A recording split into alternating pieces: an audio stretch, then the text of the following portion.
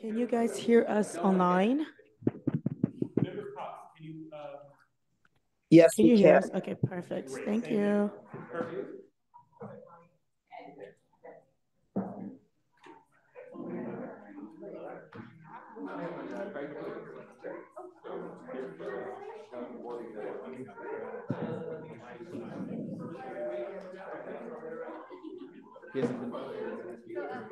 Ask him. I didn't see down a long time. No. I hadn't seen him in a long time. I thought that. Oh, yeah. Well, it's good that he's, I'm glad that he's still paying attention. You know, we've, I know he is. And,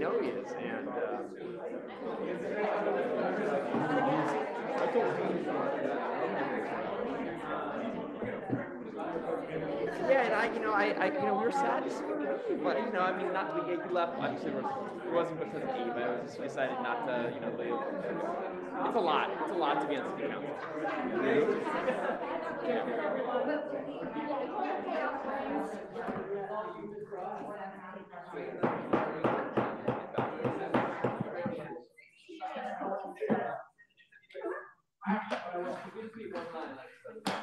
Okay, if we can pull everyone together. Clearly the room is enjoying being in person again, so welcome everyone. Okay, so with that, welcome to Ava Community Energy. This is the Board of Directors meeting dated March 20th, 2024. And if we could have a roll call, please. Thank you. Alameda County. Thank you. Berkeley. Dublin. Emeryville. Fremont. Here. Thank you. Hayward. Here. Thank you. Lathrop. Here. Thank you. Livermore. Here. Thank you. Newark. Here. Oakland. Piedmont. Here. San Leandro. Here. Stockton. Tracy. Union City. Community Advisory Committee. Present. Albany. Here. Pleasanton. Here. We have a quorum. And let the record also show that Emeryville and the alternative from Dublin I saw was trying to log in. Maybe we'll record that later. Okay, thank you very much. I'll just mention for people in the room and online, item 24 on the agenda has been continued to our next meeting and will not be heard tonight. So we'll be passing on that. If everyone can please rise, we'll do the Pledge of Allegiance. Chair Metters, you want to lead us in the pledge? Yes. I pledge allegiance to the flag of the United States of America and to the republic for which it stands, one nation under God, indivisible, with liberty and justice for all. Thank you very much. Okay, we're moving to item number 3, which is public comment. This item is reserved for persons wishing to address the board on any AVA community energy related matters that are not otherwise on this meeting agenda. Public comments on matters listed on the agenda shall be heard at the time that that matter is called. As with all public comment, members of the public who wish to address the board are customarily limited to 2 minutes, which we will stay at. And we'd ask that you can please complete a speaker card, either electronic or in the room. We've also received a written comment that was distributed to the board already today. With that, Jessica Tovar, recognized for 2 minutes. Yeah, thank you everyone. Good to be here in person to see your faces. Jessica Tovar with the East Bay Clean Power Alliance. And I wanted to bring up the Resilience Hub program that we would like to see this agency advance. And you may have seen our letter where we are asking for $15 million of the surplus funds to go towards starting a Resilience Hub program. I want to highlight that we've been in communication with the local development business plan team, and I'm very thankful for that we have this dialogue. I do think that there's room for making the proposal a lot stronger.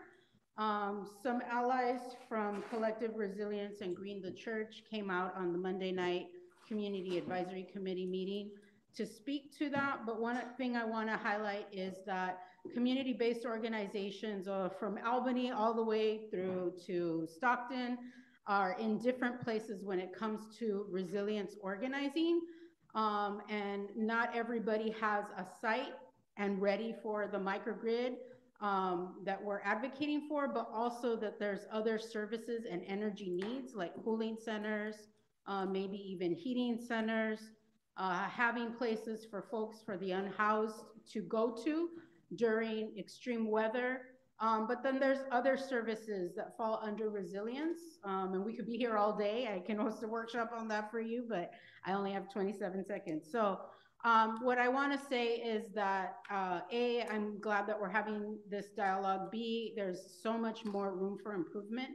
We have a huge territory when you think about all of the Alameda County cities and the unincorporated, and then also San Joaquin, and then noting that you might be adding more communities, maybe even other counties, that we need to think outside of the box and provide the resources for all organizations.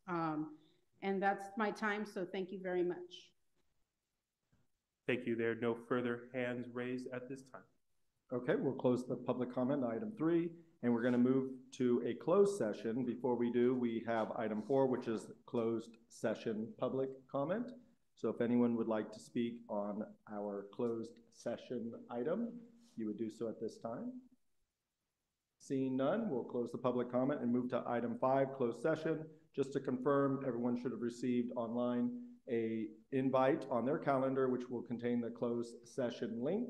If you can proceed to that at this time, and please note Stockton has also started an attendance. Okay, thank you. We'll adjourn to a different room and come back as promptly as we can. Thank you, everyone.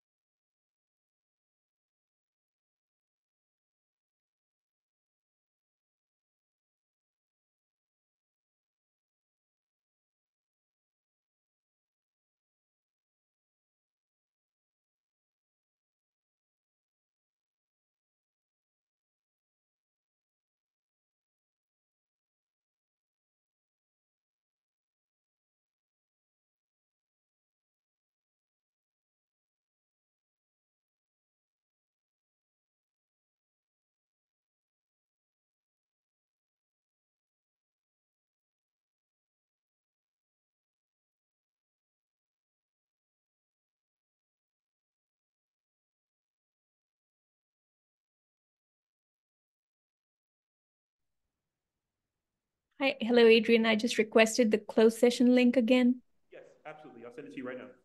Thanks.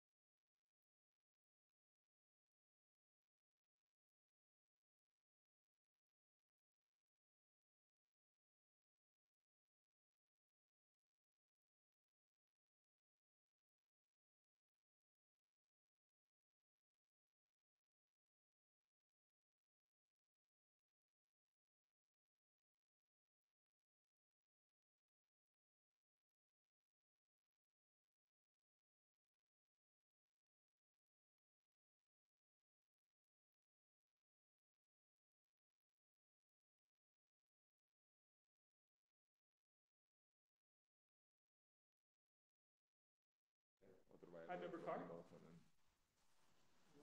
Member Carr, can you hear me? I know. Are you able to, can you unmute, I mean, can you do the, Yes. yeah, so they can see, she can see me? Thank you. Member Carr, did you receive? Well, other than the 11. I did receive the link. Am I in the correct meeting? Excuse me? You were still not able to access the closed session? No, I wasn't. My apologies. Can you repeat that? I did not. I came back to this one, Adrian. I see. Raisa, can you help her to, like, perhaps she needs to be admitted to the closed session? Yeah. So if you could join the closed session again, and Raisa will help you to join the closed session. Okay, so click on the link again. Yes. Okay, I will leave and do that. Thank you so much. Send I an email if you have any further issues getting in. Okay.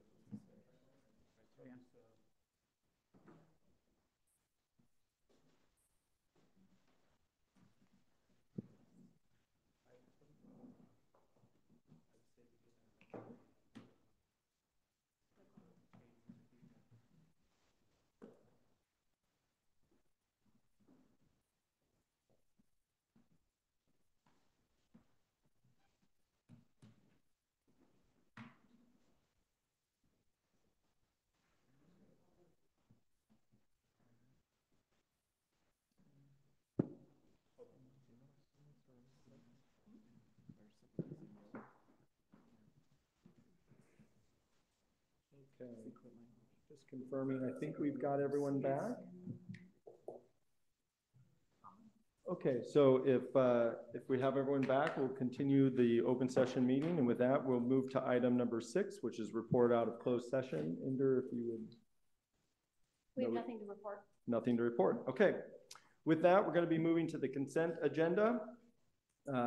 Consent agenda can be approved with one motion if people or the board so wishes. At this time, the consent agenda includes items 7 through 18. With that, do any members have any, I'll start like this, with clarifying questions for anything on the consent calendar at this time? Anyone online? Any member? Anyone in the room? Okay, is there any public comment on any consent item? I guess there are no hands raised at this time. Community advisory is on consent, right? Jessica Tovar, East Bay Clean Power Alliance. I just want to make a few comments about Community Advisory Committee appointments. I know this was discussed on Monday with the Community Advisory Committee itself, but one of the things I want to emphasize is that there should be a more open process. The Community Advisory Committee members should be involved in, I think they should be involved in actually promoting people to apply to the Community Advisory Committee and then also fielding applications. I think it would be very helpful to do that and really spread the word to recruit people into the CAC. And then I think what came up was people didn't know how people were selected or what the process was. And so new people have been, I guess, were announced to have positions as CAC, but it wasn't clear how that was decided upon, who applied, like who are the people that didn't get selected, and maybe keeping that pool, assuming that maybe one of these spaces would open up again. And then also maybe letting people know who applied and didn't get in, maybe that you'll hold their application, trying to come up with ways to encourage more people to participate and also recruit more people. But also this is a role that the Community Advisory Committee itself could be playing. And I think there's a real problem when a process has happened that the body itself has not been engaged in. It's just really weird. So yeah, so I'm just encouraging a lot more participation from the CAC in the process and that it be more of an open public process. Thank you. Thank you. Any other public comments?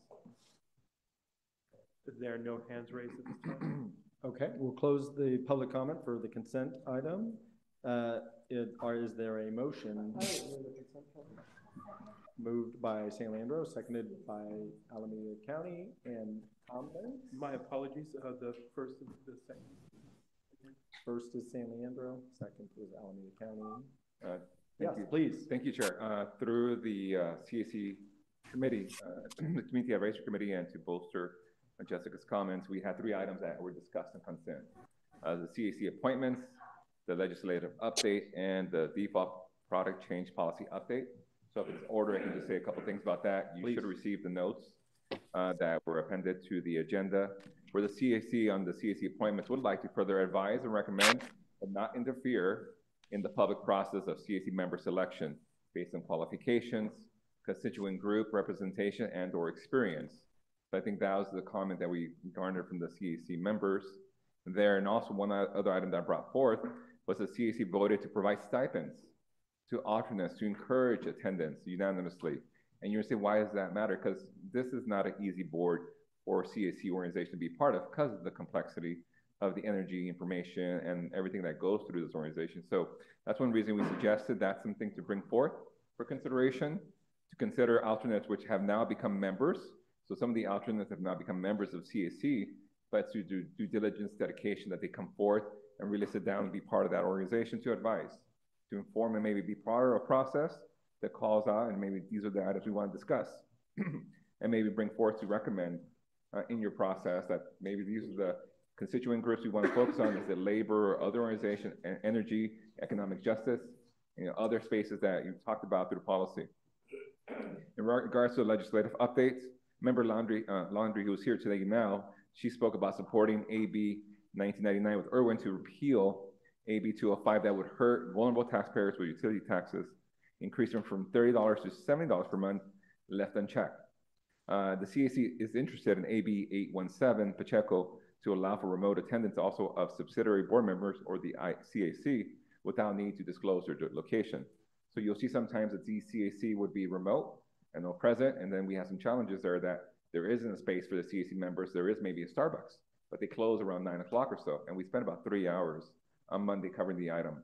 So understanding the remote opportunity, being that we're advisory, now we're the board and you have more of a Brown Act responsibility, more flexibility to the advisory body. And the last thing on the default product change policy update, the CAC recommends accepting staff recommendation unanimously with 2 absences. Thank you. Yeah, thank you, and I apologize, my first time. No, my first time too. I appreciate you letting us know that. So with that, any additional comments on the consent? Oh, so yeah, we'll reopen the public comment. Welcome. 2 minutes, please. Yes. My name is Cynthia Landry, and I am speaking on behalf of myself right now. And also, I'm speaking on behalf, hopefully, of millions of seniors, people with disability, and working class, middle class Californians regarding the increase to utilities that AB 205, I think it's on the consent calendar, which passed last year, as probably all of you know, the proposed utility tax would be the highest in the country. The utilities and other aligned organizations have proposed the highest utility tax in the country, between $30 to $70 per month, on most residential consumer. The average national utility tax is approximately $10 per month. So I am supporting AB 1999, the Irwin bill that I believe is part of the first item on your legislative report, which would, as I understand it, would put a cap on that increase. And so as the bill moves through the legislature, I would hope that you would look at 1199 and consider supporting it. Thank you. And I do have a fact sheet. Thank you. If you want. Thank you. Are there any additional public comments? There are no hands raised at this time. Okay, we'll reclose the public comment period and move it back to the members for a motion on consent. We have from San Leandro, thank you, and a second from Alameda County. Any additional comments by board members before we take the vote? In the room? Online, Member Wright from Stockton. Thank you. At our March 12th meeting, we did take action to appoint a CAC member at our our city council took action, and they appointed Davis Harper. I know he's not on this list, but that action has been taken, and that name will be forwarded to you. Okay. And staff has that for that process. I'll check with our city clerk and see what the holdup is on this. They are acknowledging in the room that they are aware of that. Okay, good deal. Okay, I'll just close out that I was involved with the at least the East selection for the CAC members. There were a significant number of applications, all extremely well qualified on paper. So I appreciate staff's work to help guide that group through that process. But I will echo that it is great to see members there, but we should always be trying to make sure it's well publicized and out. So thank you very much for lifting that comment as well as the others in the room. So with that, can we take a roll call vote, please? Absolutely, thank you. Alameda County. Aye. Berkeley. Dublin. Emeryville. Aye. Fremont. Yes. Hayward. Yes. Lathrop. Yes. Livermore. Yes. Newark. Yes. Oakland. Piedmont. Aye. San Leandro. Aye. Stockton. Yes. Tracy. Yes. Union City. Albany. Yes. And Pleasanton. Aye. Consent calendar is approved. Okay, thank you very much. We'll be moving to the regular agenda at this time. And with that, we're going to be moving to item number 19, the CEO report. Mr. Chancellor. All right, thank you very much. So we did hold an executive committee meeting on March 7th. The topics discussed were the timing of customer enrollment for Stockton and Lathrop. We did also receive an update, or we provided an update on the default rate product change policy, which is the policy that covers changing a community-wide opt-up. For instance, if a community wanted to go to Renewable 100. And there was also a discussion of resilience hubs and solar and storage incentives. Our next meeting is April 3rd, 2024 at 9 a.m. We also held a finance administration procurement subcommittee meeting on March 13th. And we provided updates on the budget timeline, our credit rating, the affirmation of it, accounts receivable recovery policy, the account write-off policy, both of which were in the consent agenda, the renewable surplus allocation and GASB 62 methodology also on the agenda this evening, and a treasury manager selection and investment policy. Our next meeting will be held May 8th. On the new employee front, we have two new colleagues who have joined. Janelle Fioli is joining us as our Salesforce and IT lead with us today, but Janelle joins us, actually this is our Salesforce day. Janelle is joining us from Salesforce, where she worked for 10 years. We also happy to welcome John Perkins, who is here in person today. John also joins us from Salesforce. Salesforce's loss, clearly our gain. John spent 9 years at Salesforce on their commercial transactions team. And John will be coming in here working on all forms of transactional legal work, risk management. And John holds a bachelor's in professional writing from Carnegie Mellon and a JD from Golden Gate University. So welcome, John. Welcome. Okay.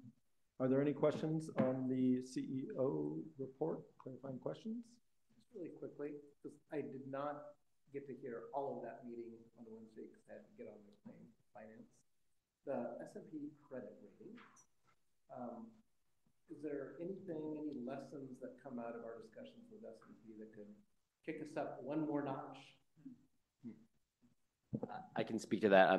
They're always a little bit opaque with the exact methodology, and they don't exactly give you an objective, quantifiable number. Say do this, and we can notch you up.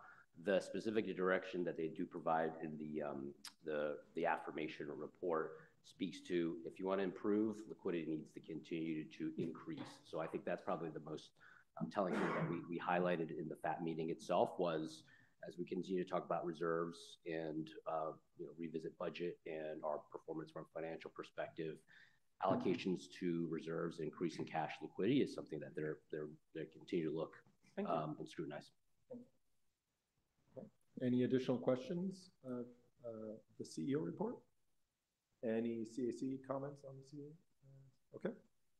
And any public comment on the CEO report? What is this? I'm soliciting. Okay, we'll move on to item 20, the CAC chair report. Please. Thank you very much, Chair. In regards to some of the items we spoke to already that's been discussed and it was part of the consent item, we did have the privilege of having JP Ross speak about resilient hubs. There was about 45-minute conversation around that space, around community grants, technical assistance, and the solar storage incentive that will be coming forth to this body, I believe, next month for additional details. Initially, just trying to get a sense of what is a resilient hub, what does it mean, where are they located, what are they? Some of the elements we were talking about, the community grants, it would maybe issue RFP or about $300,000 to work on case studies, a resilience hub definition, community engagement. But some of the feedback is that the territory is so large, you might need more than one community-based organization to help build out what is going to be resilient hubs and technical assistance. So some of the ideas is to have more than one CBO help launch this program throughout the territory here in the Alameda County. You're looking at San Joaquin County, the Tri-Valley, and then even with the solar incentive programs, it's about, I understand, be maybe $40 million, half of which will be $20 million towards incentives for care and resilience hubs, and then the other side for your ratepayers, residential, non-residential, and just really focusing on that's going to be great. It's not been done before. I think there's elements of other grants and being able to maybe pair the incentives together, but it's going to be important to build that trust and resilience community, identifying locations like including places of worship, something called Build the Church. We're working with this trusted community-based organization to deliver resilient hubs, which can be many things to many people, from storage to food resources to safety and other items. So there were questions about incentive programs, matching them. Some examples locally about hubs where we'll be like Sochi the Dog Cafe, talking about that. That's a location where people come together and maybe can find resources and information. But that sense of urgency prior to the next emergency, there's organizations that are not nonprofits, but are mutual aid, individuals, organizations that are out there, maybe we're out there delivering masks during the pandemic. So really being open to how we deliver support so people are, efficient, resilient in our community. And really, I think everybody really looks forward to seeing these monies deployed and this item come back in April for your discussion and dialogue. That's it from the chair report. I think I have one more item, but that's one of your next items. Thank you. Thank you. Are there any questions by any members of the CAC chair at this time? Online? Okay, seeing none. Public comment on the CAC report? I get public comment. Take public comment. We'll keep going that way. How about that? No. All right, we'll be moving to item number 21, load management standards and LMS compliance plan. It is an action item for the body. Compliance items with the CEC's load management standards. And we have a staff report. And welcome. Good evening, everybody. I'm Todd Evanster. I'm the director of our public policy group here, as well as Deputy General Counsel, one of the now 3 lawyers at AVA. Excited to be joined by my fellow Juris Doctorate here. So we're about to wade into a stew of acronyms here, alphabet soup. I invite you to kick me in the shins if I get too deep into the acronyms here. I'll try to be sensitive to that as we wade through this. I'm here to talk to you tonight about, as Chair Balch said, the California Energy Commission, or CEC's Load Management Standards, or LMS Compliance Plan. Okay, so CEC LMS Compliance Plan. And so to set the table here for you, the CEC has had load management standards in place essentially since its inception back in 1975, but it amended them in a number of material ways towards the middle or end of last year. And as part of that amendment process, it required of all load-serving entities, or LSEs, of which we, AVA, are one, that we file plans to comply with the newly amended regulations. And so the amendments had 4 distinct elements. All right. They require that all of the LSEs First, develop and offer to customers at least one retail electricity rate that changes at least hourly. So hourly rate changes, what are colloquially known as real-time prices, RTP. Second, provide and update hourly and time-varying rates in the CEC's statewide Market-Informed Demand Automation Server, or MIDAS, another acronym for you. MIDAS database. Third, develop a standard tool to support third-party services access to rate information for its customers. This is what we call the statewide tool. Fourth and finally, integrate information about time-dependent rates and automation technologies into existing customer education and outreach programs, or MEO, marketing, education, outreach. So again, to cycle back through these 4 new elements coming out of last year's, or say, no, sorry, it's 2022 now, coming out of 2 years ago's load management standards amendments. First, hourly rate changes. Second, posting all of our time varying rates to MIDAS. Third, developing the statewide tool to enable third-party access to information about these time varying rates. And then fourth, marketing, education, and outreach programs around these time varying rates. Okay, so that's what we're here to talk about today. Is our plan to comply with these obligations that CEC has imposed on us.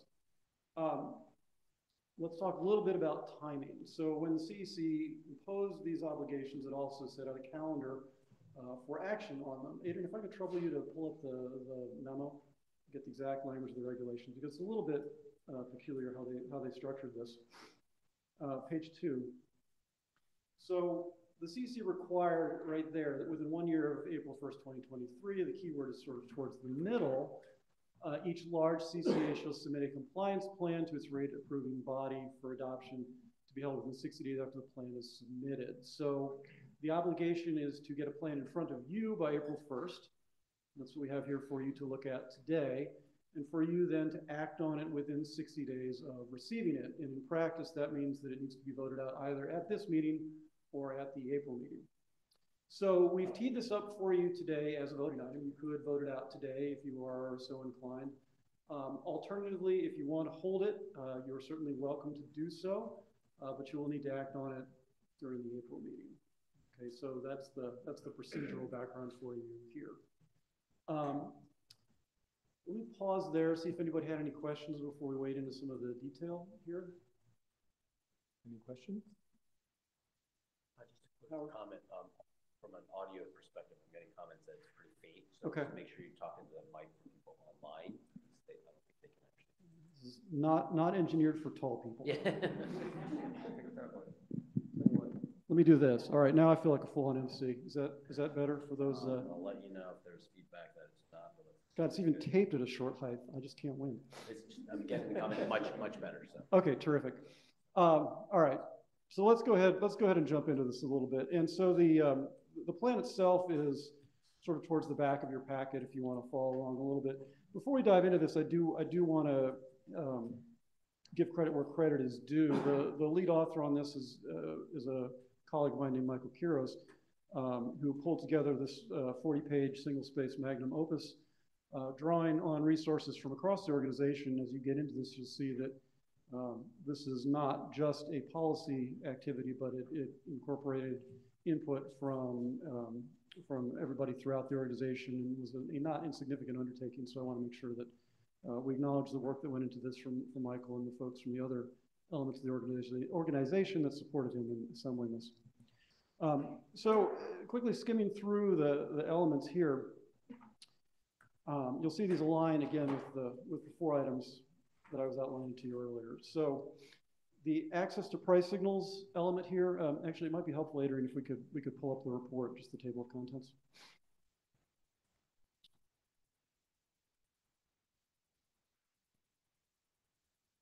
Thanks, terrific. So the access to price signals piece here is the second and third bullets. Provide and update hourly and time varying rates, and then work on the statewide tool. And much of that has already been done in conjunction with the data and analytics team here at AVA. We worked closely with the CEC to make sure that we were positioned to upload our time varying rates on the timeline that the CEC had requested.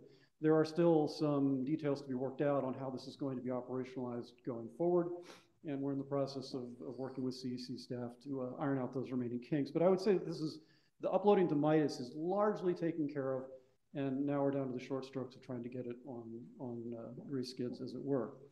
The statewide tool is still a work very much in progress, and so we participated in a workshop that the CEC held several weeks back. Early days on that one yet. There are no particular action items that are called for from us or any other CCAs right now. I do note, though, that we are, again, my colleague Michael Quiros is the statewide lead for our trade association in dealing with the CEC on these issues. So I'm confident that from this we will yield something that we can all live with, but stay tuned for more details. What the plan sets out right now really is just an issue statement. So again, free to consult that, but no action required from you on it right now. The real focus for us tonight is the dynamic rate proposal. So backing up a moment, and you may already know this, but I'll go ahead and lay it out there just to level set. The prices for wholesale energy vary significantly depending on when it is generated. So there is seasonal variation in pricing. There is daily variation in pricing, for example, weekends compared to weekdays, and then there is hourly or even 6-minute variation in pricing across the day. The goal with dynamic rates is to create incentives that will shift load, or at least reduce load in peak and potentially shoulder hours when power is A, most expensive, and B, tends to be relatively carbon intensive, to times when it is both less expensive and generated by renewable resources. So that's the sort of the thesis underlying why we would want to have real-time rates. The idea is charge people more, they'll use it at times when it costs, they'll use it less when it costs more, use it more when it costs less, so flow these prices through, shift consumer behavior. Great in theory, but the gap between theory and practice is larger in practice than it is in theory. And this turned out to be quite difficult to do.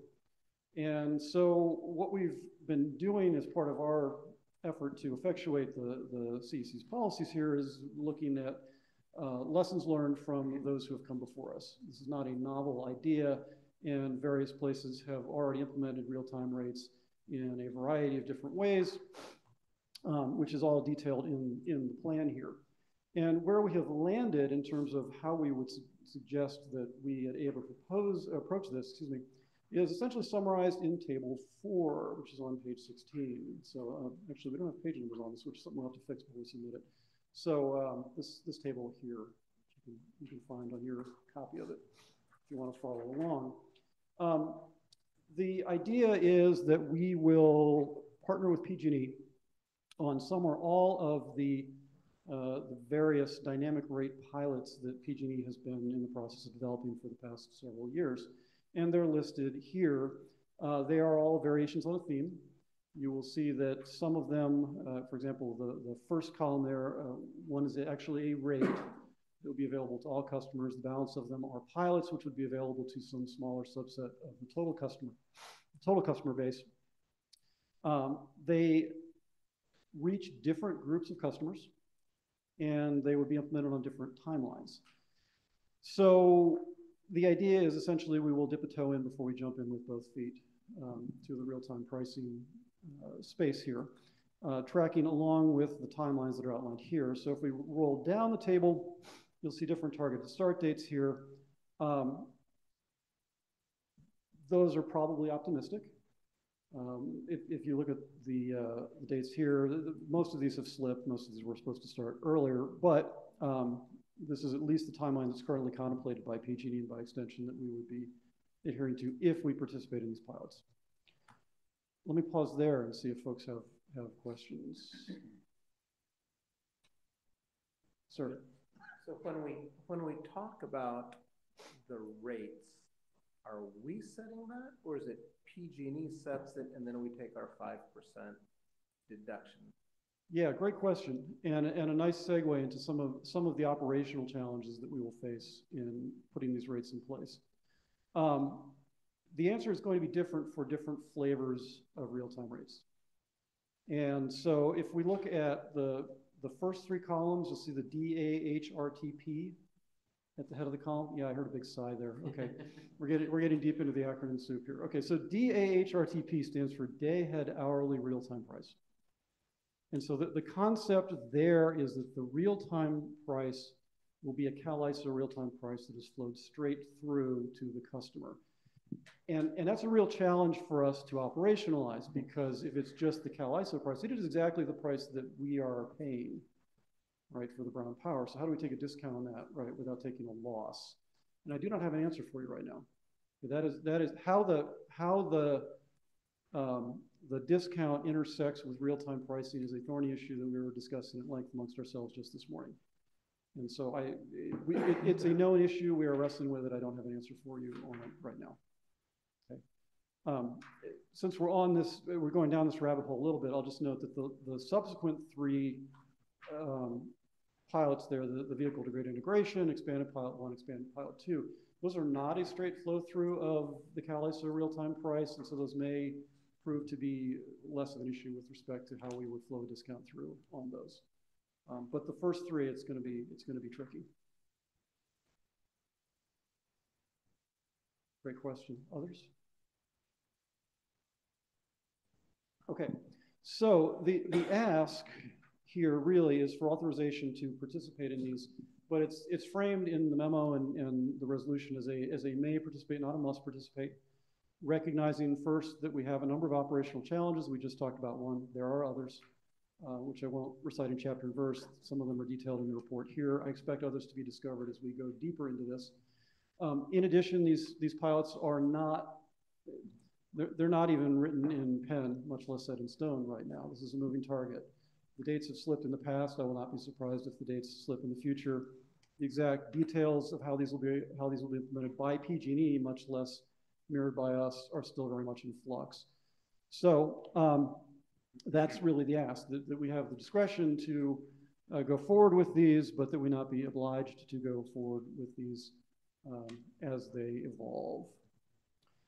Beyond that, most of this is really just reporting out on things that we are currently doing. So I think that's the crux of the ask here and what we're seeking in the resolution, and recommending that you vote out again either today if you're at a place where you're satisfied with the state of affairs, or next month if you'd like some additional time to digest this and take it up with us in some more detail. So let me stop there. Thank you. Thank you very much. Really appreciate it, Todd. Okay, so we'll go with clarifying questions. Are there any clarifying questions from any member in the room? Yeah, please. Thank you very much for the report. And, you know, what I understand is obviously this is a required report that we have to do. I'm not sure how, I mean, it's really dense. And I mean, as a new, you know, member of this board, I mean, I can only defer to the hard work that you've done here and your recommendations. So while I would think, okay, we could wait a month and, you know, and take this up again next month, I'm not sure that will help my understanding anymore, you know, just because of the density of the information. So I'm happy to move the resolution the way it is, you know, and, you know, giving you, like you said, the sort of not bound to those. No, see, I can't even use language to do it, but I'm happy to move the resolution the way it is. Okay. Any additional public comment, or excuse me, comments by the members? A question. Dynamic pricing, obviously one of the concerns, the risks that's generated is the maximum. We saw many, many years ago, 20 years ago in the California energy crisis, crazy numbers that were the maximums. I think that the system now has certain wholesale maximums.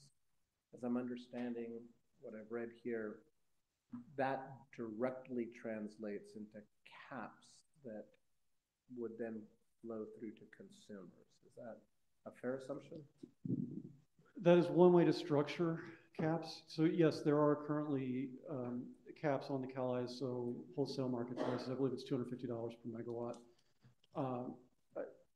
You are correct. There are more recent cautionary tales than just California circa 2000, 2001.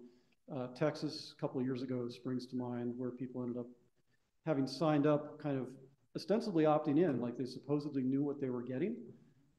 For a straight flow through of ERCOT real-time prices. They ended up with $15,000 bills in the course of 3 days, right? So that's your worst case scenario.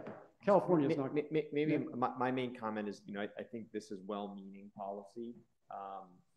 by the agency that's driving it, but I think it's not a practical policy. So I think we're structuring sort of our sort of approach to compliance to be one that gives us multiple opportunities to note the impracticalities of real-time rates, especially for residential customers. Because you don't want it, if you're going to expose people to real-time rates, you have to actually expose them to real-time rates. You can't say, well, there's a cap, you only get the benefit, but you don't bear the cost. Well, I'm going to disagree with my CEO. You actually can do that if you want. Whether that effectuates the policy or not. Well, but it's not real-time rates then. It's not real-time rates then, right? And that's kind of the distinction between those DAHRTP pilots and then the other pilots which have a subscription-based approach, which is a different animal. So you can do bill protection in a variety of ways, but you get further and further away from the objective, which is, Nick notes, is to make it hurt if you're using times of high prices.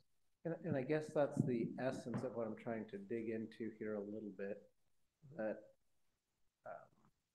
at some point the price becomes so excessive. The market says that's the price, but it's impractical for consumers, particularly residential consumers.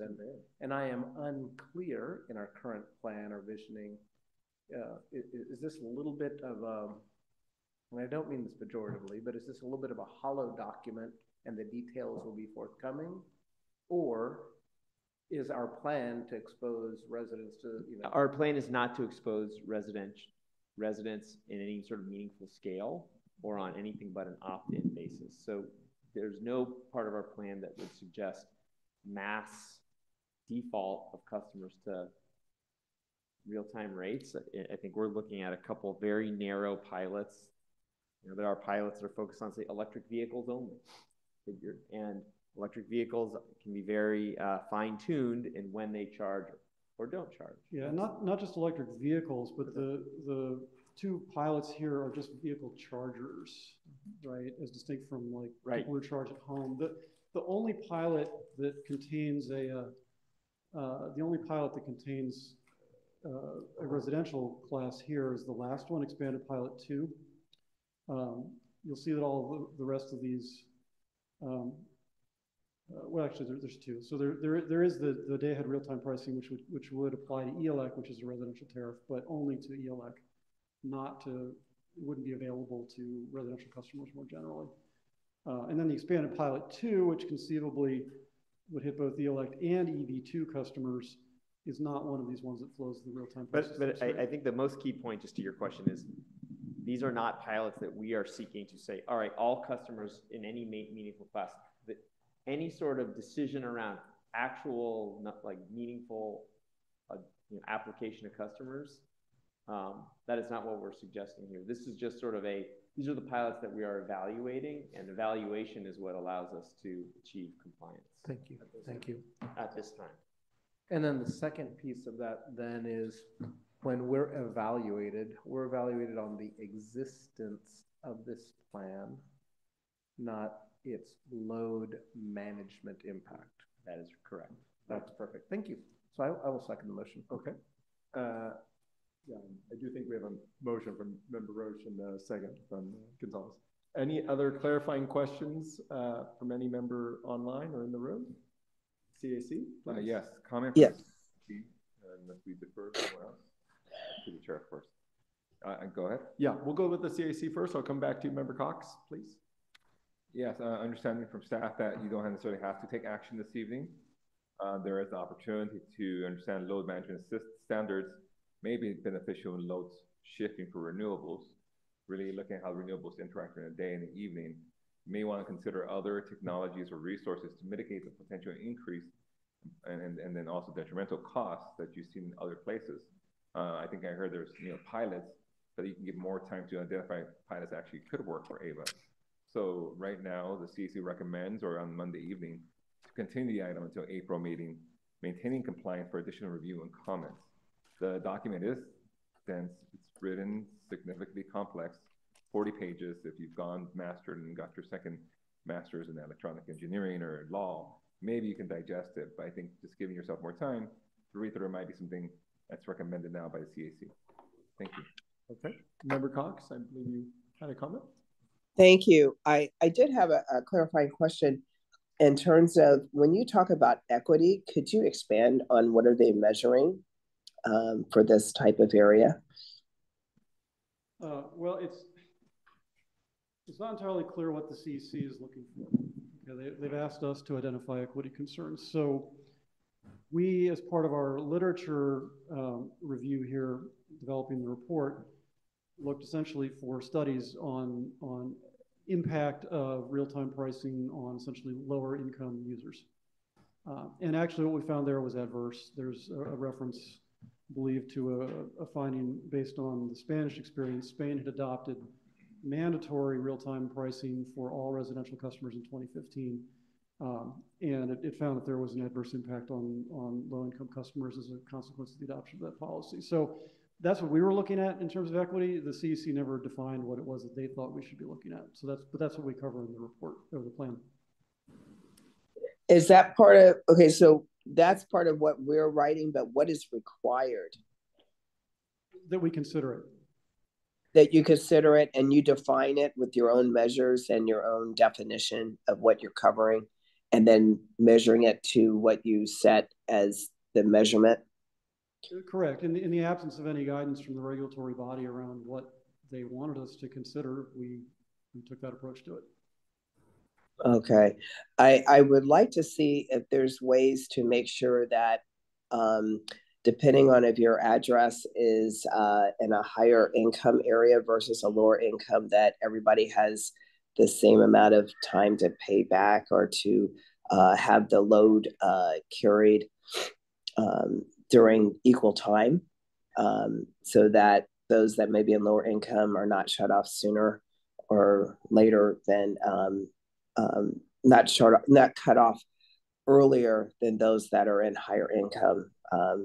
You know, just trying to provide some input there on some of that load and conditions that will be measured for the electrical rates during that time. Does that make sense?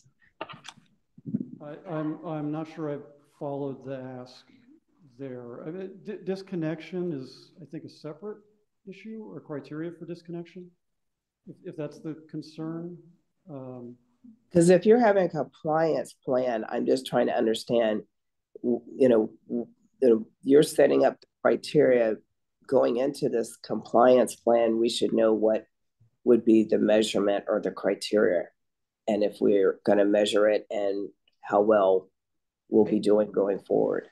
Generally speaking, because our approach to compliance here is to participate in programs that PG&E is offering as opposed to structuring our own, I think questions around equity and impacts on low-income customers are largely being deferred to PG&E and their development of the measures of those impacts. So PG&E will absolutely, and you know, I'm sure it's in the, so we can look at the details for the specific PG&E programs. We can provide more details, but because our compliance strategy is to participate in their programs, we are not seeking to amend their programs. We are just participating potentially in their programs, and you know, I think the level of participation is to be determined. We're just identifying their programs as the compliance pathways, as opposed to saying, we are going to go roll these programs out at scale to our customer base. Right. I mean, it's going to be relatively small numbers of participants in this. So the equity discussion is in section 4.3.2 of the report. A little bit deeper into it, we do discuss the Spanish example there. We do have concerns about how the real-time pricing would impact low-income customers. But we can't say for sure how it would impact until we kind of actually roll it out. So the proposal is to roll out the pilot and learn from it as we do with those concerns highlighted. Okay, and then we'll, you know, it's like any other plan, we'll make adjustments as the data or the facts come into being, right? So, okay, so basically you're saying that you're using PG&E as kind of like using their, falling into their part of the plan that's already been existing, and then looking at how that impacts with what we have that makes it different with the AVA customers. Correct. Okay. So I'll read the punchline from the report on this. This is tail end of section 4.3.2, which is titled Equity. It's critical to analyze pilot study results to accurately quantify the magnitude and uncertainty of equity impacts, including level of acceptance and adoption of dynamic hourly or sub-hourly rates from customers of different income levels. Okay, got it. Thank you. Okay. Any additional clarifying questions? I want to open up to the public pretty soon. So yeah, Member Hernandez. Just want to read something from the paper. Thank you, Chair. I think here speaks to 4.341 on your discussion. That speaks about a hurried implementation of a complex and untested dynamic rate structure is likely to result in costs rather than benefits to the grid and to its customers.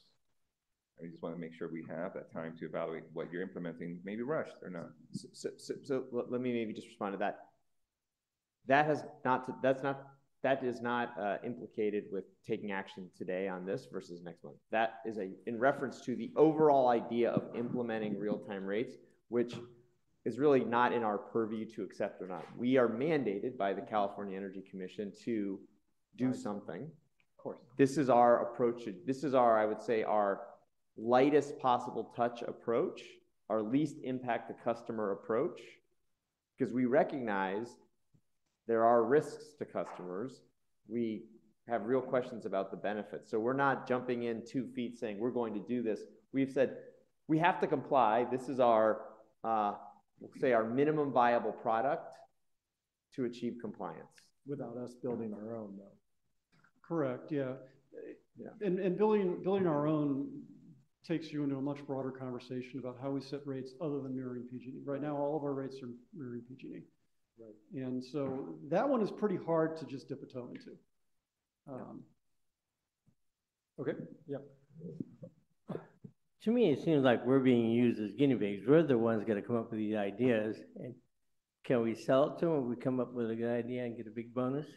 Because I'm not sure how you're going to do this. Yeah. To me, it's crazy. Yeah, I mean, it's already said that we tried this before years ago. It didn't work.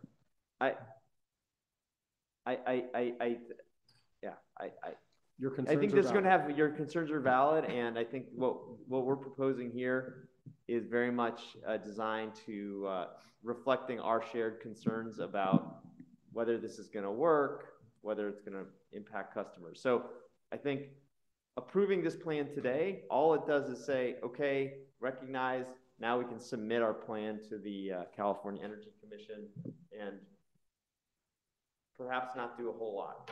I think I know what you're trying to do.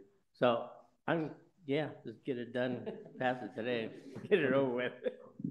Any other clarifying questions? Okay, we'll move on to the public comment. Any public comment on this item? Yes, there is.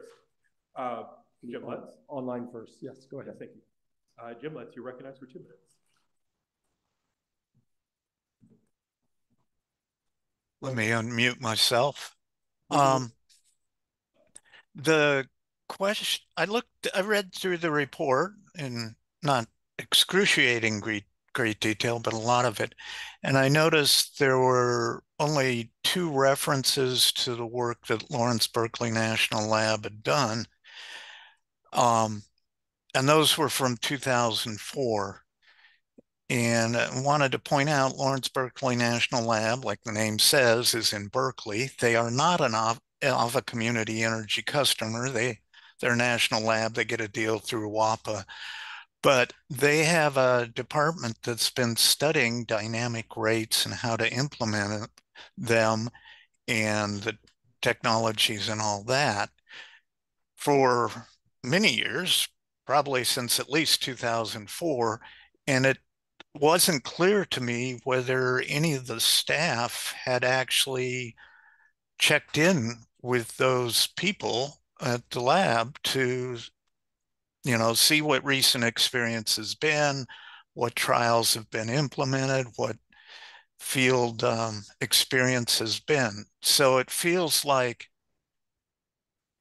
very strange. You've got nationally recognized experts within your territory, and yet it doesn't appear that you've consulted them. And so I would encourage that you continue this and have staff consult with the appropriate people at LBNL. And that's it. Thank you. There are no further hands raised? Okay, so in the room, do we have public comment? Yes, welcome. Todd, if you could ask that she could approach the, thank you very much.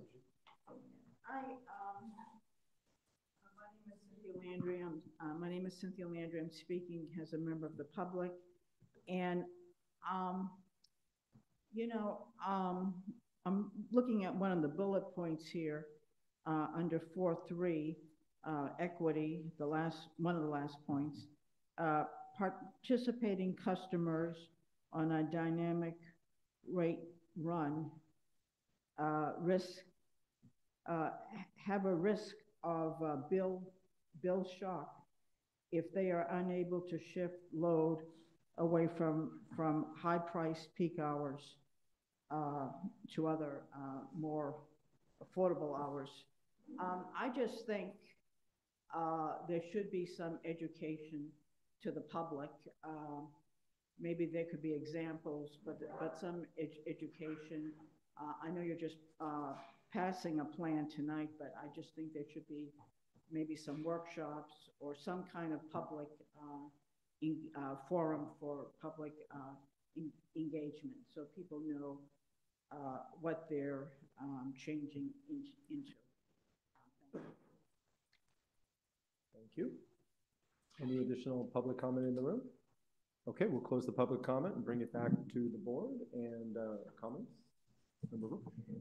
Yeah, I just want to, I think I jumped the gun, you know, making the motion before public comment. So I just wanted to appreciate the CAC's comments about taking the time to maybe understand it better. But I do stand by my original motion. I'll say it again, you know, after hearing public comment, that we do have to submit this plan. Even if we understand it better, it sounds like we've given staff discretion to make the changes along the way to not, you know, we're not making any terrible decisions here. So I stand by the motion to go ahead and pass it this evening.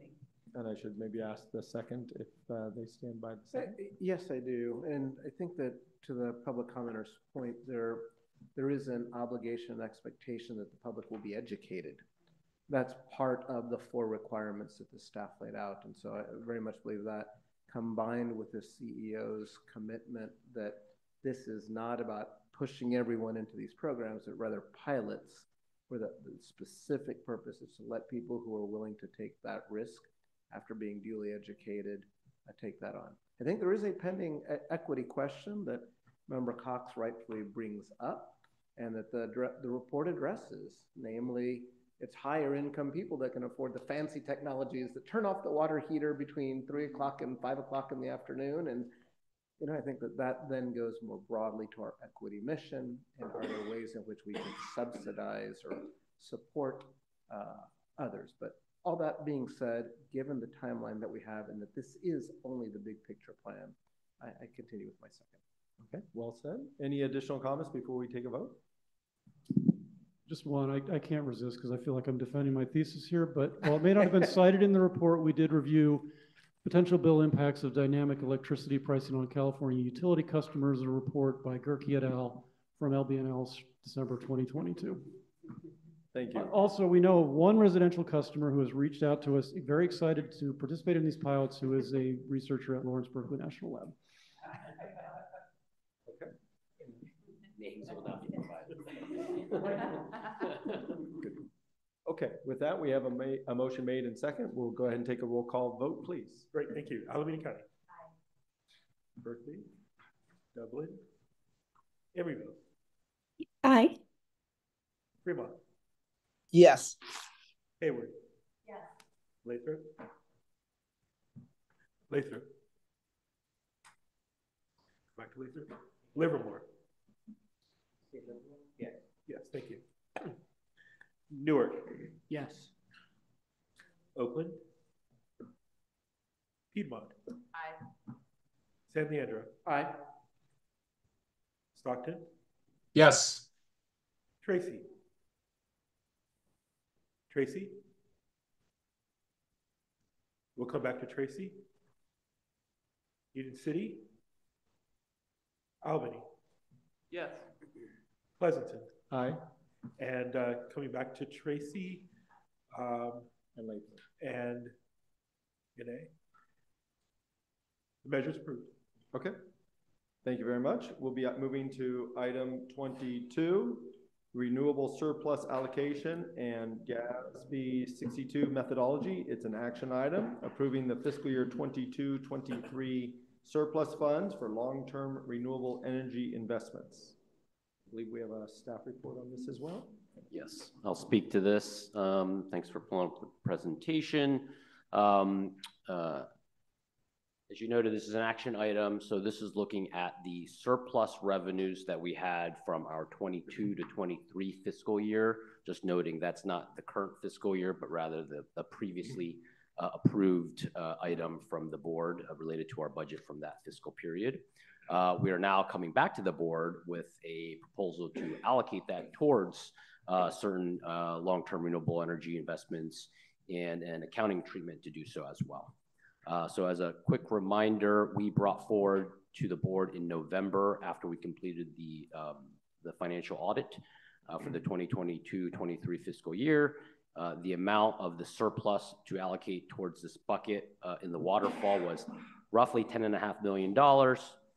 We put that $10.5 million in our GASB 62 fund, which is a retained earnings fund, allows us some flexibility to defer the revenue recognition of that amount to a later period that better aligns with the costs or the investment that we're speaking to today.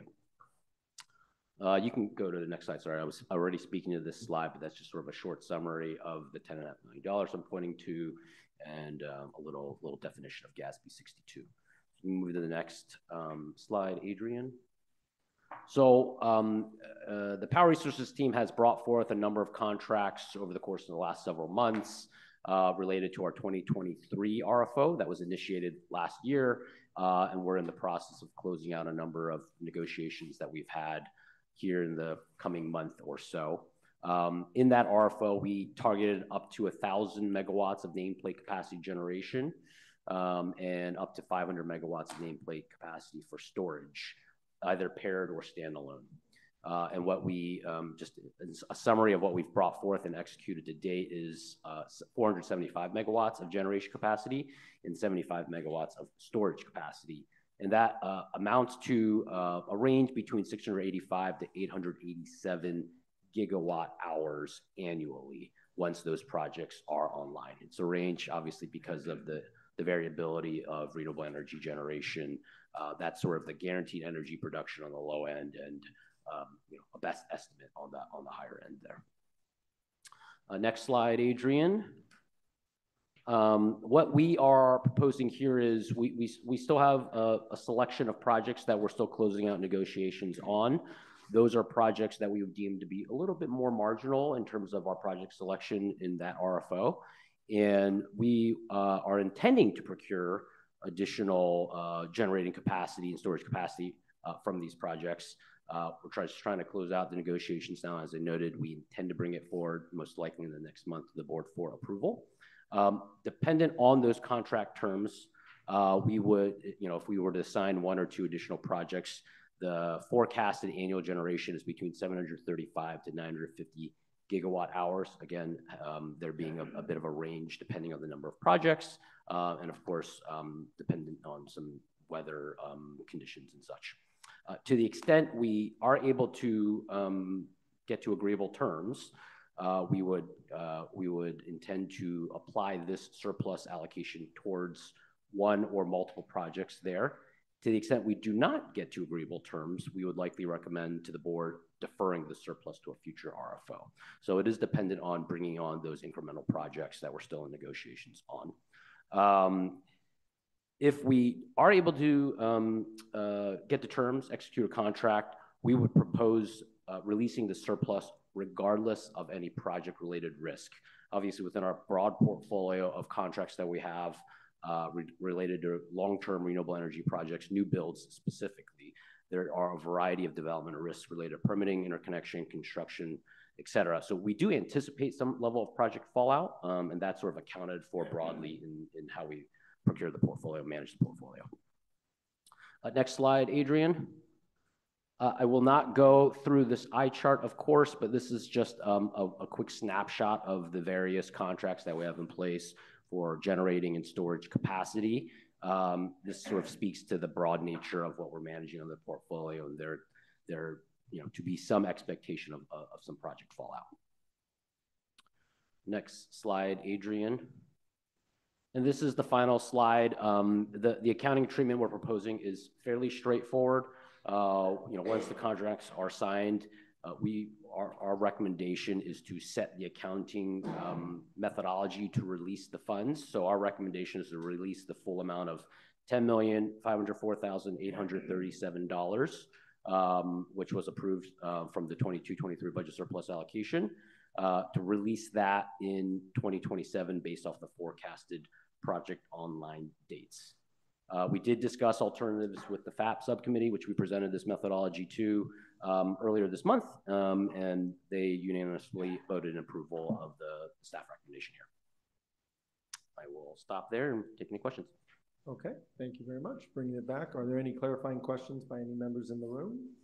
Member Roach. Thank you. I just wanted to be sure. So the money would go to projects that were eventually approved, right? So we're not. Are already approved? No, not approved yet, but okay. Would be incremental projects that we would intend to bring forward, assuming that we're able to close out the negotiations. Okay, here in so the short term. right, so we would have a chance to approve the projects that this money. That is correct. Okay. The recommendation here, just to be clear, is we are advising that we allocate this to the portfolio, okay, so that we're not singling out any individual projects. Say this money is going to go to that project, and okay. Impacting negotiations and such if we were to single out. All right, thank you very much. Okay. So just to be clear, when the project comes forward, we may not say this project is a recipient of these funds. Again, because it's all lumped together, and the rationale for that is you don't want to tell a project, oh, we're willing to pay a little more, so we're going to allocate $10 million to you. Okay. Additional questions? Yeah. Okay. Clarifying question. So are we waiting till the year 2027 to ensure that all these projects that are in pre-construction are actually fully built out and online? You mean in order to release the yes, surplus? to release the funds. No, so the expectation is with today's approval, and assuming we do bring forward at least one additional project for contract approval, we would set the accounting treatment there and move forward and apply this on a portfolio basis so that you're not tracking towards one particular project per se. Okay, thank you. But the funds would not be released until projects start coming online.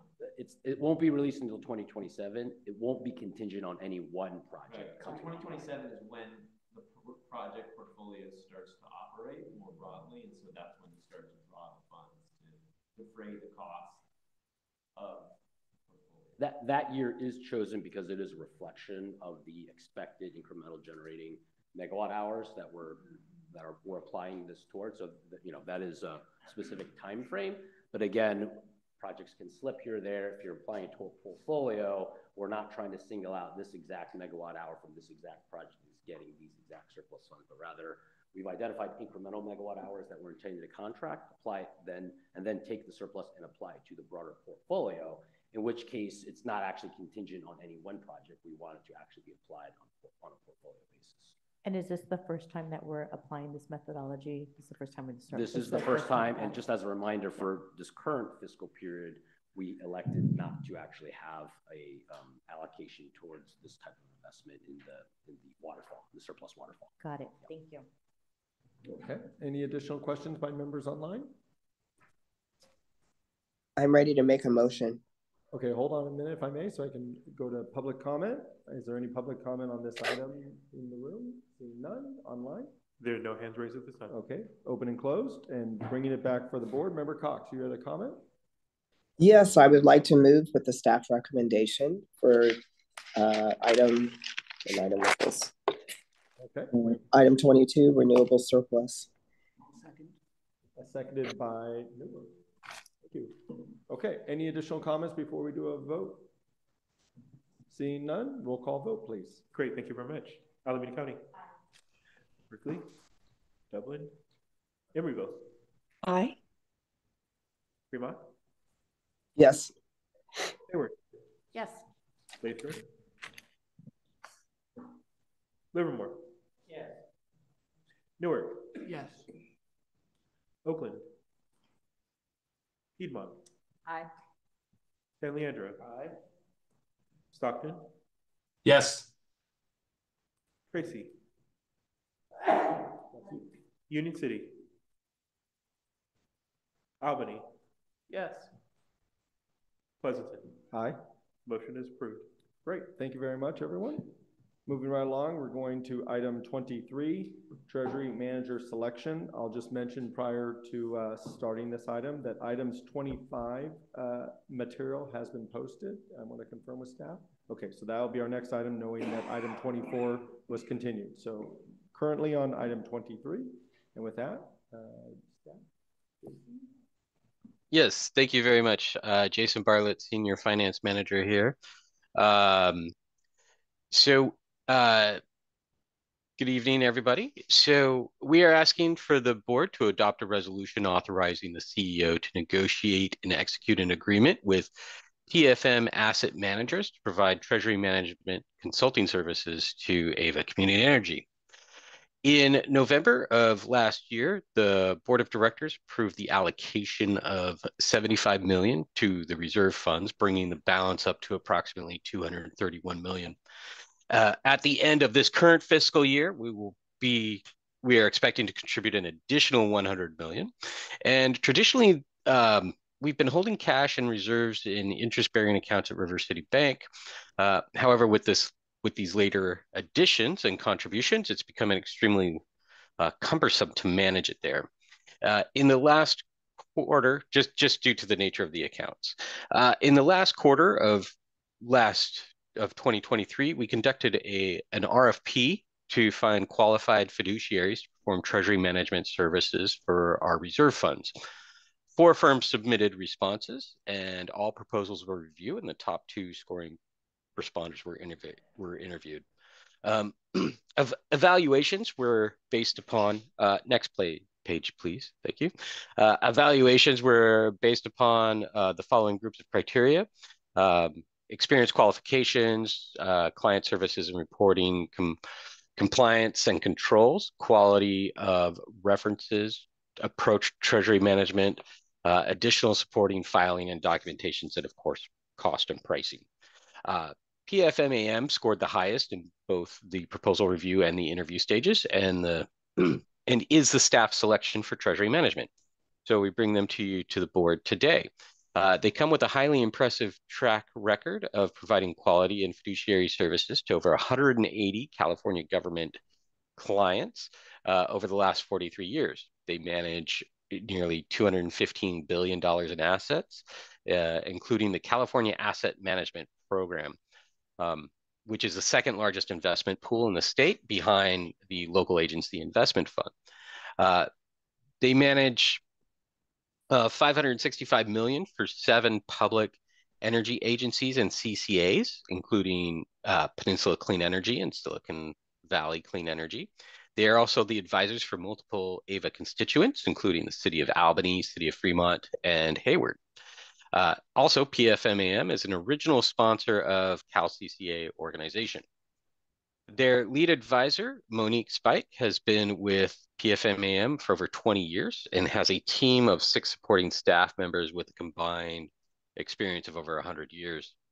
Their approach to treasury management covers an extensive process of review, selection, and measurement. All investments are reviewed by committee prior to execution and overseen by the CIO of the organization. All mandates are monitored weekly, and compliance checks are done daily on all accounts that they manage. They advocate a culture of compliance with automated protocols, checks, and pre- and post-trade reviews, as well as full reporting transparency. Additionally, PFMAM works primarily with U.S. Bank, where we hold a credit facility, but they have working relationships with 20 other custodians, so that allows for portability of accounts if it's required. They are committed to socially responsible investing on behalf of municipal clients and can customize investment policies to our preferences.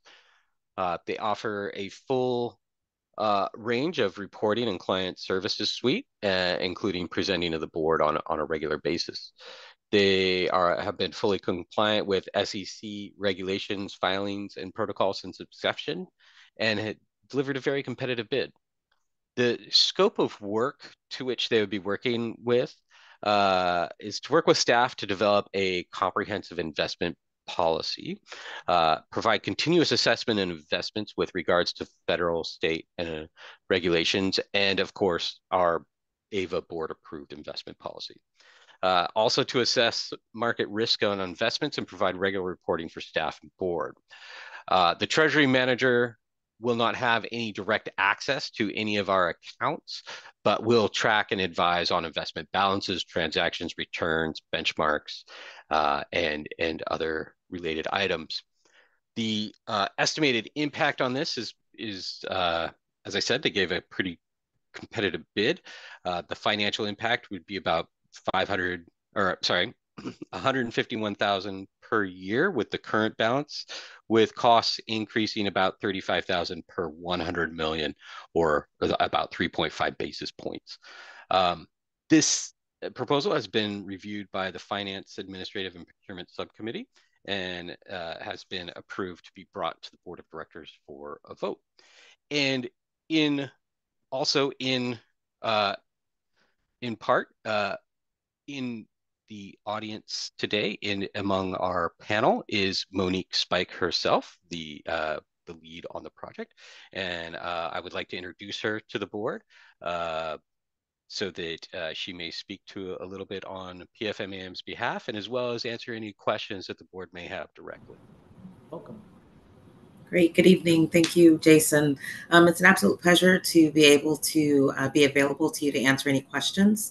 I've been with PFM Asset Management for about 21 years this year, working on behalf of global agencies like yourself. As Jason mentioned, we started our practice in California in 1989 and have worked with a lot of your member agencies and helping them develop and implement their investment programs and strategies. We would offer the service to you serving in the capacity of a fiduciary, ensuring that your best interests are kept in mind as we work to ensure safety and liquidity and a good rate of return on investments in your portfolio. I'm also happy to report that I myself am an Oakland resident and a customer under your, I believe it's the Bright Choice program. So very excited to have an opportunity to impact you directly. Okay, thank you very much. Any questions by any members at this time? Yeah, or comments?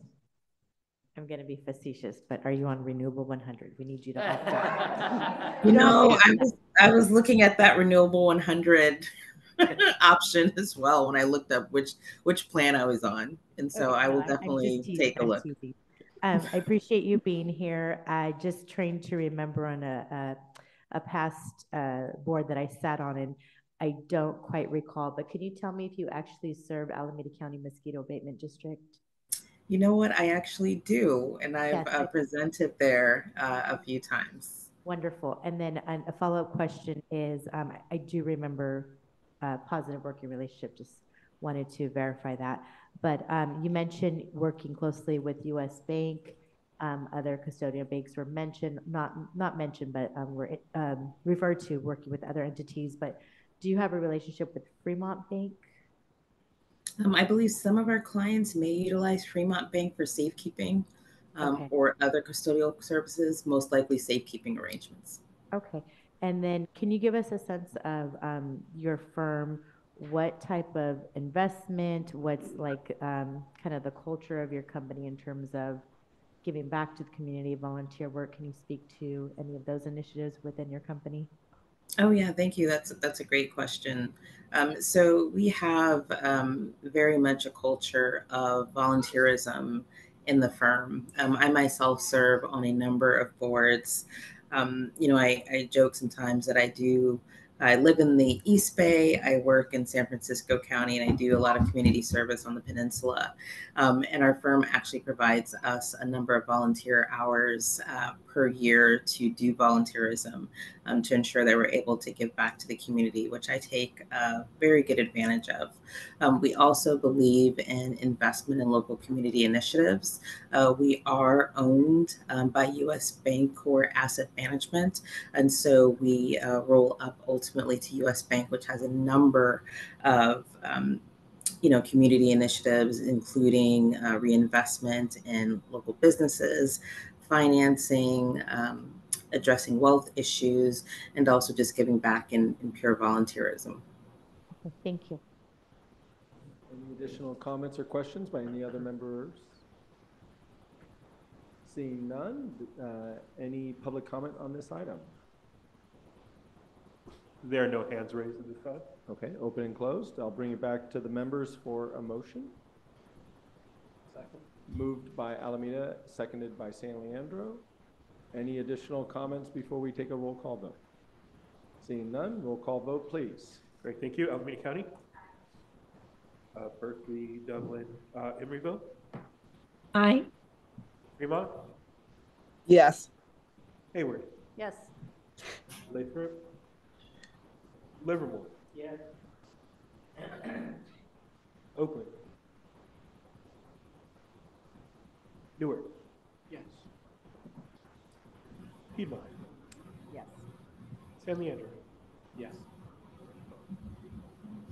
Stockton. Yes. Gracie. Union City. Albany. Yes. Pleasanton. Yes. Measure 3. Well, thank you very much, Monique. We look forward to having you help Ava Community Energy in the future, and appreciate you being here tonight to let us know more about your company and yourself. So thank you. Thank you so much. Okay, with that, we will be moving to item 25. I'm going to confirm with the clerk that it's available online. Okay, I'm getting a thumbs up. So at this time, Ava, do you want to do this, or am I going to? Sure, yeah. Good evening, Mr. Chair, members of the Board of the Directors. Tonight we are looking at an extension agreement that would allow our CEO, Nick Chassett, to stay on until July 15th. Do you mind if I share a screen briefly just to share it with the public? Please. Thank you so much. If you could sort of scroll down a little bit, or scroll out and then down.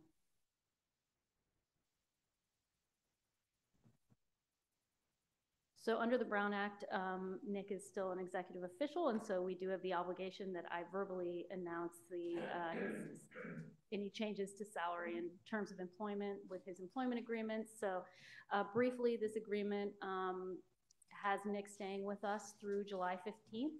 And in exchange, if Nick stays that entire time, he will receive a performance bonus that was currently in his contract, but was characterized as a retention bonus. He will receive that in full at the end of this short extension term as an extension bonus, and it is $68,850. That would be in addition to his regular salary during that time. And beyond that, it makes a couple of other minor changes, allowing Nick to seek outside employment after June 15th, and subject to the execution of a future agreement, Nick may be able to stay on with the agency as either a consultant or a part-time employee. So I believe that covers the changes that were made to Nick's contract through this extension agreement, and I'm happy to answer any questions. Thank you. Okay, with that, are there any clarifying questions by any member of the board?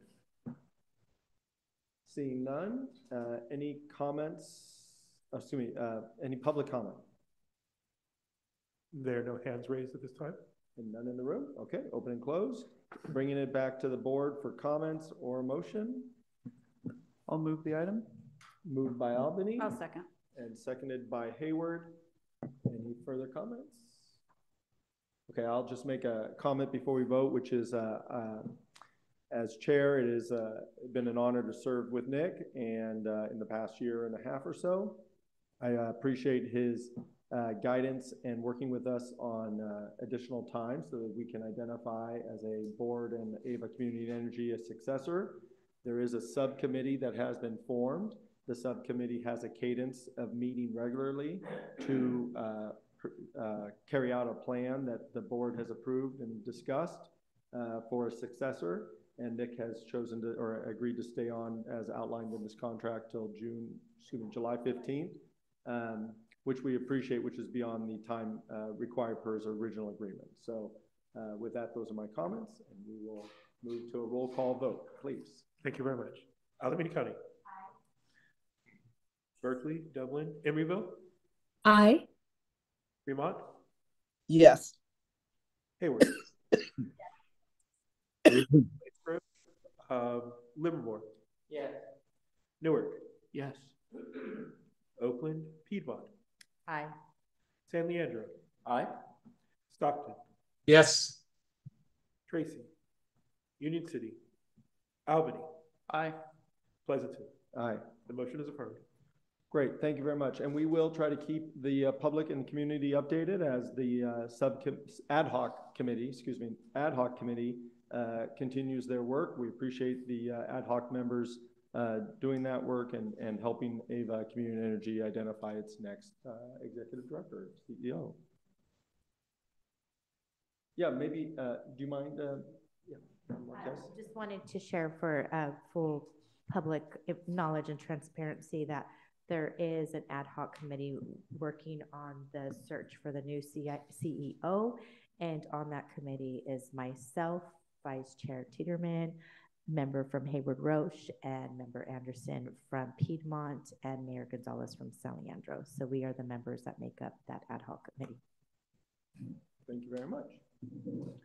Okay, with that, item 25 is complete. We'll be moving to item 26. Board members and staff announcements, including requests to place items on the future board agendas. I did want to acknowledge that we are still tracking member requests from the past, and staff is working to clear those items out, but we are balancing the workload of staff as we also balance the demands of Ava Community Energy. So just a quick note that maybe that's, if everyone bears with us when we actually bring those items back around. But is there any member who wishes to bring anything up? Yes, Member Roche. I just want to make sure, I'm not sure where it landed when I brought this up in the past, but I want to make sure we have a discussion about decoupling our rates from PG&E.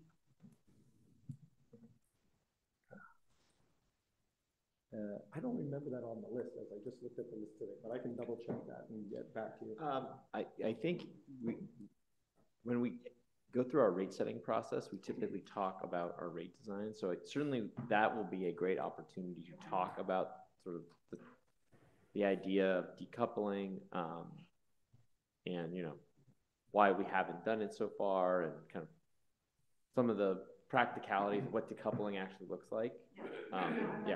Yeah, absolutely. Yep. And especially given, you know, the perception out there that PG&E is, you know, and I think that's, we are planning something along those lines as part of the general presentation around our finances. You know, why do we set our rates as we do? So, yeah, as long as when that discussion comes up, you've heard from us that you're contemplating like that, those questions. You know, that's part of it. So, thank you.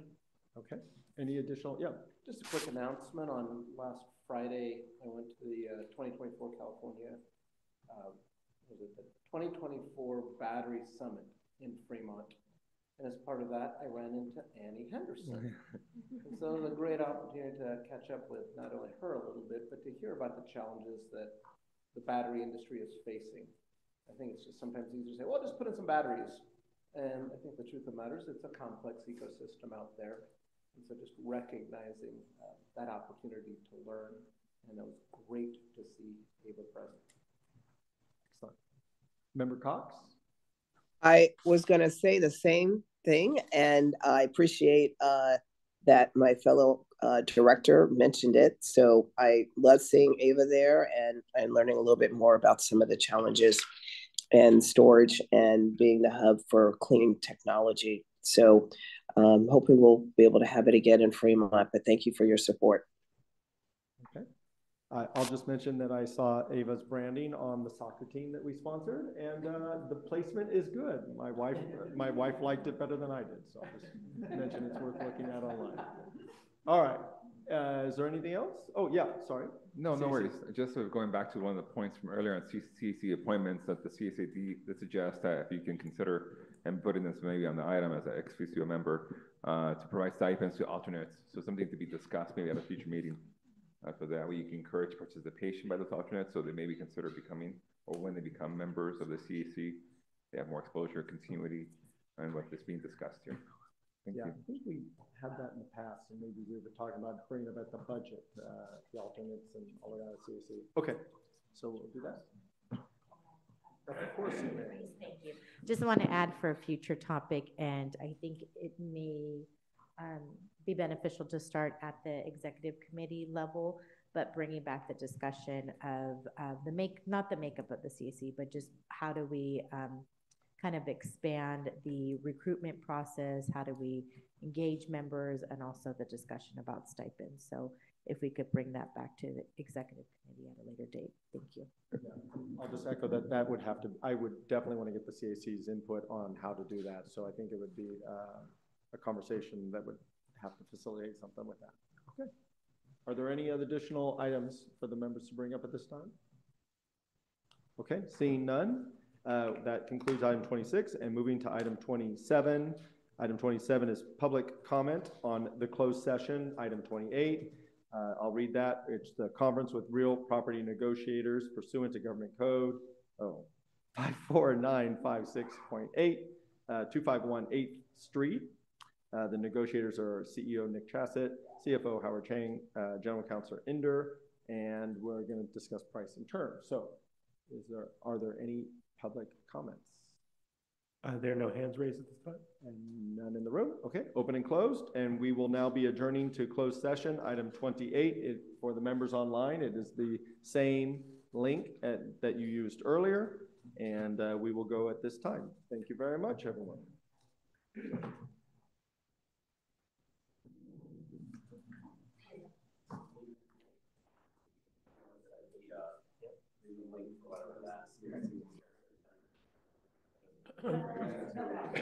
Send it to you right now.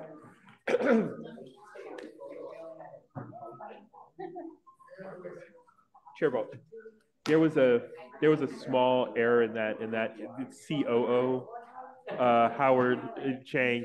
It was the CFO on the early version of the thing. I changed it later, but it was there.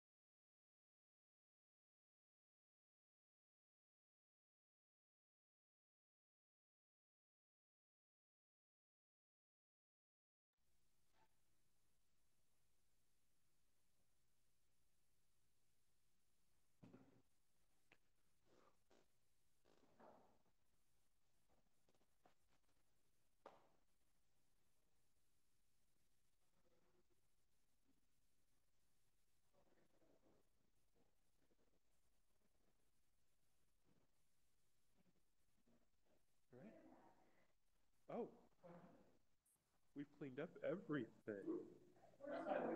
Right. Okay. No, I was like, oh no, there's so many people.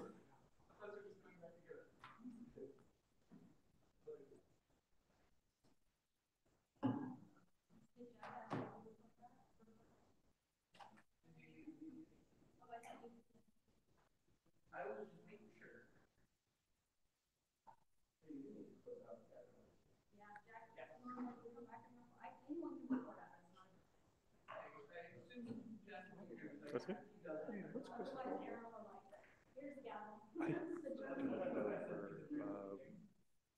Her bio.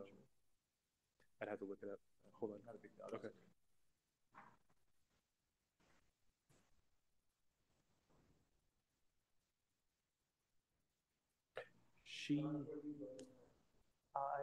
My last job was Salesforce. I was doing commercial and sustainability. I already have her on my list, which I don't have in front of me. I'd have to look it up. Okay. Okay. Not They certainly will. I know you're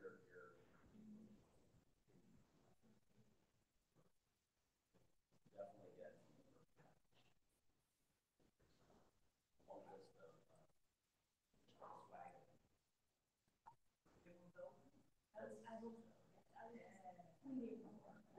That's how she shared the different agencies. That's my favorite. Have you ever put on the wrong account or? I've been told that people do that about it, they're like, no vowels. Adrian, my friend, What's going on with that? you're bringing us back, right? Adrian. Adrian, you're bringing us back, right? Yes. Oh, sorry. I just wanted. We're on. Oh, okay. So we've completed the closed session and there are no reportable actions. As such, this meeting is now adjourned. Thank you very much. Thank you.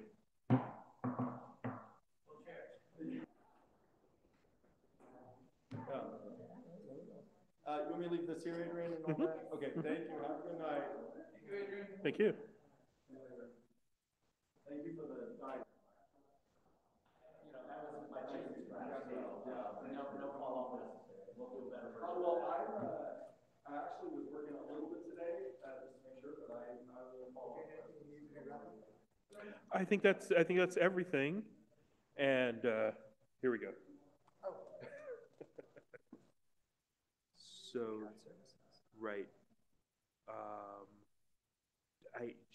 But we've had so many